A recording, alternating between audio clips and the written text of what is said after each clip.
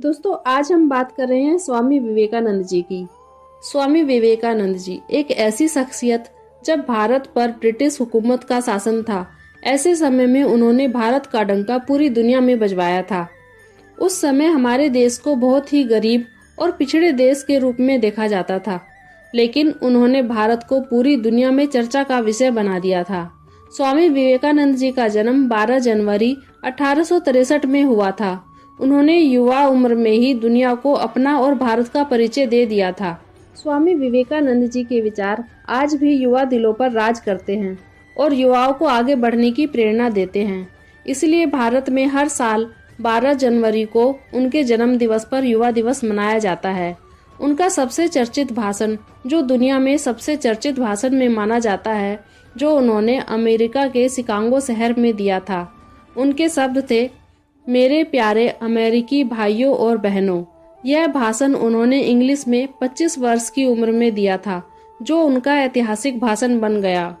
उन्होंने अपने भाषण में पूरी दुनिया को एक परिवार की तरह बताया था। उनका यह भाषण लोगों के दिलों पर छा गया। स्वामी विवेकानंद जी अपनी हाजिर जवाबी के लिए बहुत जाने जाते थे। एक बार विवेकानंद जी दूसरे देश में एक रेस्टोरेंट में डिनर कर रहे थे। उनके साथ एक फौरन का ऑफिसर भी बैठा हुआ था। वह कहने लगा कि मैं कभी भी ऐसे रेस्टोरेंट में खाना नहीं खाऊंगा जहां एक सूअर और चिड़िया साथ में बैठे हों।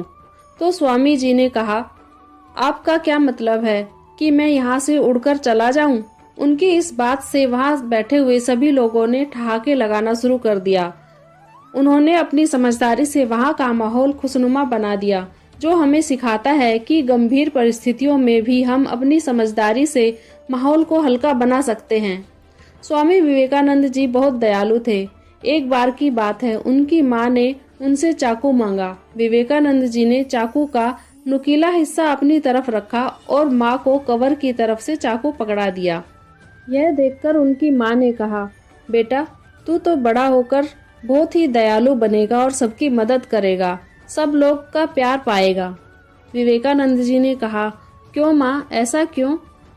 तो माँ ने उन्हें कहा, तू अभी छोटा सा बच्चा है, फिर भी तूने इस बात का ख्याल रखा कि धार वाला हिस्सा अपनी तरफ रखा और कवर वाला हिस्सा मेरी तरफ रखा कि कहीं मुझे चोट ना पहुँचे। ये छोटी सी कहानी हमें सिखाती है कि जब भी हमारे घरों में बच्चे अच्छा काम करें तो हमें उन्हें प्रोत्साहित करते रहना चाहिए, ताकि वो अपने जीवन में और भी अच्छे काम कर सकें और अच्छे इंसान बने। स्वामी विवेकानंद जी की कही एक बात बहुत प्रसिद्ध है, जागो, उठो और तब तक मत रुको जब तक कि लक्ष्य की प्राप्ति ना कर लो। इस पर भी एक छोटी सी घटना है। एक बार स्वामी जी अपने आश्रम में आराम कर रहे थे। तभी एक आदमी वहां आया और कहने लगा, मुझे स्वामी जी से मिलना है, जरूरी बात करनी है। स्वामी जी जब जागे तो वह आदमी उनके पैरों में गिर गया और कहने लगा, मैं सक्सेस नहीं पा रहा हूँ, मैं अपनी जिंदगी में अपनी मंजिल तक कैसे पहुँचूंगा, कृपया मुझे राह दिखाइए। स्वामी जी ने कहा, यह मेरा पालतू कुत्ता है, इसे थोड़ी देर घुमा कर लाओ, फिर बात करते हैं। कुछ समय बाद जब वह आदमी वापस आया तो स्वामी जी ने कहा, अरे, तुम तो बिल्कुल भी थके हुए नहीं लग रहे हो, लेकिन ये कुत्ता इतना हाफ क्यों रहा है? उस आदमी ने कहा, स्वामी जी, जब मैं बाहर गया तो मैं सीधा अपने रास्ते पर चल रहा था, लेकिन ये कुत्ता जहाँ भी कुछ चीज देखता वहीं दौड़ने लग जाता था, तो दौड़ने की वजह से यह थक गया है। स्वामी जी ने कहा, इस घटना में ही तुम्हारे जीवन का सार है। तुम्हें तुम्हारी मंजिल सामने दिख रही है, लेकिन तुम भटक जाते हो, कभी इधर कभी उधर और एक के बाद एक टारगेट बनाने लगते हो। अगर तुम बार बार अपने टारगेट बदलते रहोगे तो तुम थक जाओगे और अपनी मंजिल तक नहीं पहुंच पाओगे। यह घटना हमें सिखाती है कि अपने गोल पर फोकस करिए, इधर उधर मत भटकिए। कई बार हम लोगों को देखकर अपने गोल बदलते रहते हैं, जिससे हम मंजिल तक नहीं पहुंच पाते। दोस्तों, स्वामी विवेकानंद जी स्त्रियों का बहुत सम्मान करते थे। एक बार की बात है, वे देश विदेश में सनातन धर्म का प्रचार कर रहे थे।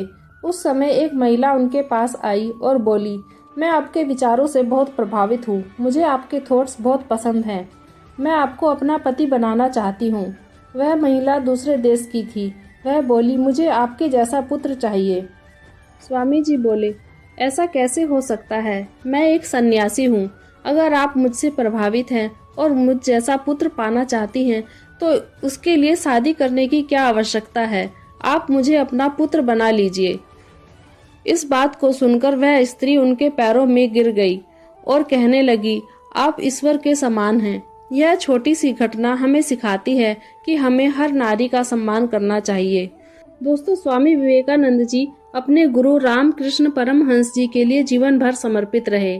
स्वामी विवेकानंद जी युवा अवस्था में ही इस दुनिया को अलविदा कह गए। उन्होंने 4 जुलाई 1902 को, जो उनके जीवन का आखिरी दिन था इस दुनिया में, उस दिन भी बाकी दिन की तरह ही अपनी दिनचर्या को शुरू किया और 2-3 घंटे ध्यान किया और ध्यान में ही महासमाधि ले ली।